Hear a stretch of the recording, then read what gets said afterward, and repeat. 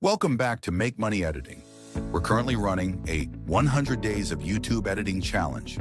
If you're looking to master video editing, boost your skills, or even make money through editing, this is the place to be. For the next 100 days, I'll be uploading daily editing tips, tutorials, and challenges designed to turn beginners into pros. Each day, we'll cover something new, from basic editing skills and viral techniques to more advanced tricks on platforms like CapCut and Motion.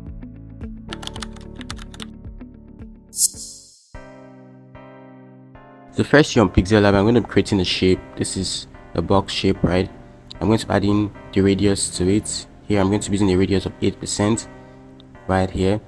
And I'm also going to be coming here to the embodied effects. I'll be changing the light angle, the intensity, the ambient light, and all other effects right here, just like this. Alright, so once you're done doing this, you can see how it looks.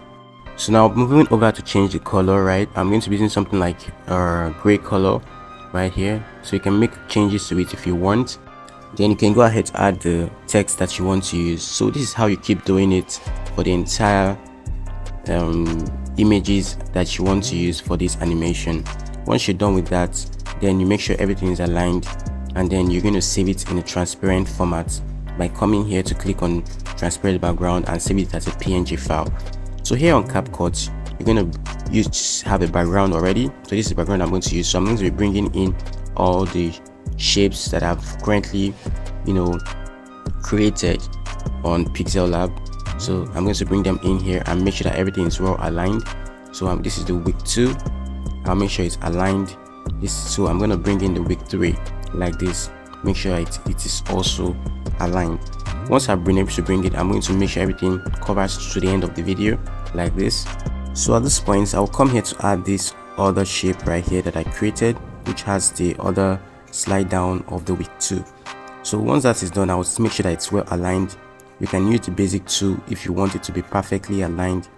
Alright, so you see that. So you then use the layers and move it to the points behind the week 2.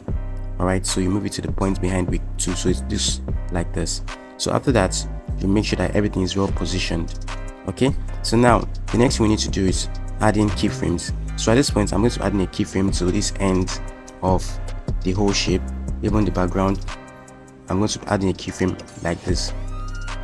So once the keyframe has been added, so here I'm going to make a movement. So this is where I'll start adding the animations for the movement, right?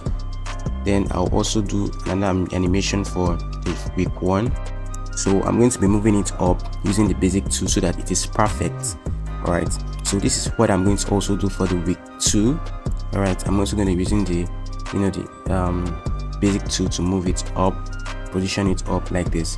So I'll also do that for the week 3, and you're going to see how it's going to look. Right, so at this point, this is how you're exactly going to make this animation look very seamless and very interesting.